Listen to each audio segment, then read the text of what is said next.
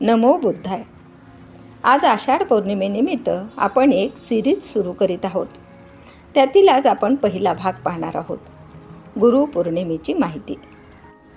तुम्ही आयुष्यात अनेक वेळा गुरुपौर्णिमा साजरी केली असेल. गुरूंना फुलेही दिले असतील, कृतज्ञता व्यक्तही केली असेल, त्यांचा आशीर्वादही घेतला असेल.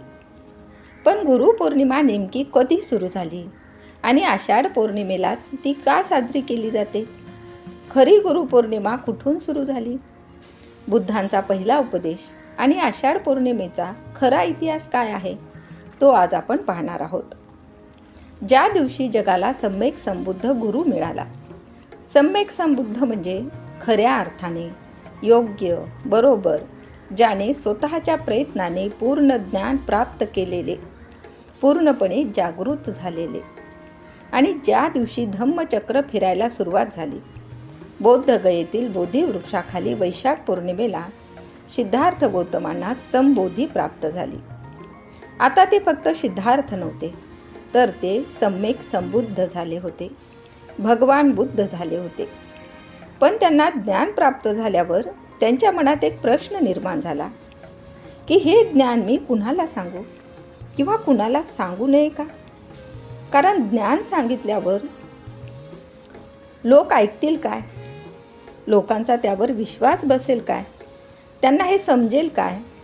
कारण त्या काळी अंधश्रद्धा, रूढी परंपरा चालत असे, यज्ञ चालत असत, ज्यामध्ये पशूंचे मोठ्या प्रमाणात बळी दिले जात असत. हा विचार करत असताना त्यांना अलार कलाम यांची आठवण झाली. पण ते मृत्यू पावले होते. त्यानंतर त्यांना उद्दक रामपुत्त यांची आठवण झाली, पण तेही नव्हते. मग त्यांना त्या 5 परिवारजकांची आठवण झाली, जे सुरुवातीपासून त्यांच्या सोबत होते. त्यांनी सिद्धार्थ गौतमाची बरीच सेवा केली होती. पण सिद्धार्थ गौतमाने जेव्हा सुजाताने दिलेली खीर खाल्ली, तेव्हा ते रागावून त्यांना सोडून गेले होते. त्यांची आठवण झाली. त्यांची आठवण झाल्यावर तथागतांनी बघितले की हे 5 जण कुठे आहेत. आणि ते 5 जण होते सारनाथ येथे ऋषीपतन मृगदायवनात. तथागत तेथे गेले. त्यांनी म्हणजेच त्या 5 जणांनी दुरूनच तथागतांना येताना बघितले. आणि त्यांनी ठरवले की ह्या गौतमाला आपण पाणीसुद्धा द्यायचे नाही, त्यांचे आदरातिथ्य करायचे नाही. पण भगवान बुद्ध जसजसे त्यांच्या जवळजवळ येत होते, तेव्हा त्यांच्या व्यक्तिमत्वाचा प्रभाव त्या 5 जणांवर एवढा पडला की ते जागेवर उठून उभे राहिले. कारण तेव्हा सिद्धार्थ गौतम येत नव्हते, तर भगवान बुद्ध येत होते. मग त्यापैकी एकाने त्यांचे पात्र घेतले, एकाने त्यांचे चिवर सांभाळले, एकाने त्यांना बसण्यासाठी आसन तयार केले आणि एकाने त्यांचे पाय धुण्यासाठी पाणी आणले. त्या 5 परिवारजकांची नावे होती कौंडिन्य, अश्वजित, कश्यप, महानाम व भद्रक. त्यानंतर भगवान बुद्धांनी त्यांना उपदेश केला आणि तो दिवस होता आषाढ पौर्णिमेचा.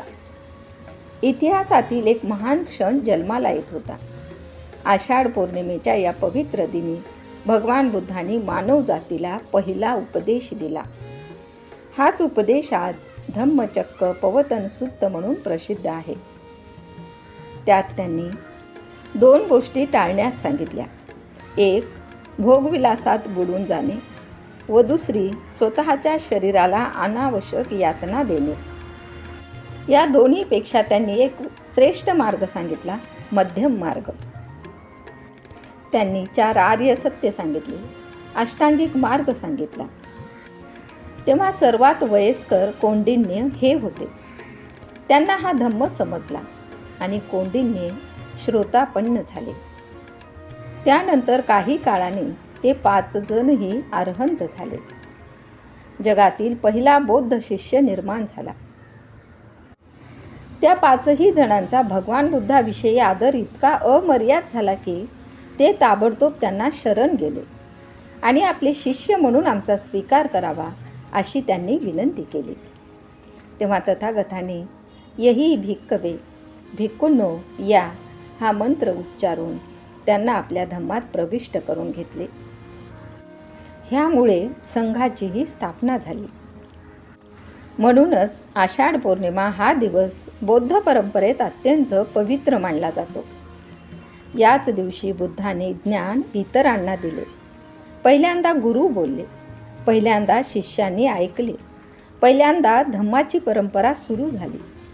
त्यांनी सांगितले, स्वतः विचार करायला शिका, स्वतःच्या अनुभवाने सत्य तपासा, स्वतःच्या प्रयत्नाने मुक्त व्हा.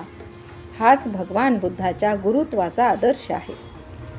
गुरुपौर्णिमेच्या निमित्ताने आपल्या गुरुला खरे वंदन करायचे असेल तर त्यांनी सांगितलेल्या मार्गाचे आपण आचरण करू.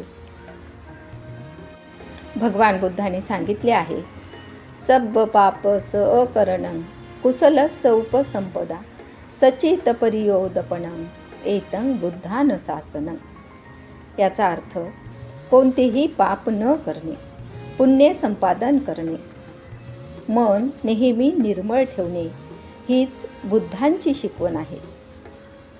बुद्धांची शिकवण म्हणजे या अगोदर जेवढे बुद्ध झाले आहेत त्या सर्वांनी हीच शिकवण दिली आहे. तर कशी वाटली ही माहिती? ही माहिती आवडल्यास आमच्या चॅनलला लाईक, शेअर व सबस्क्राईब करायला विसरू नका. धन्यवाद.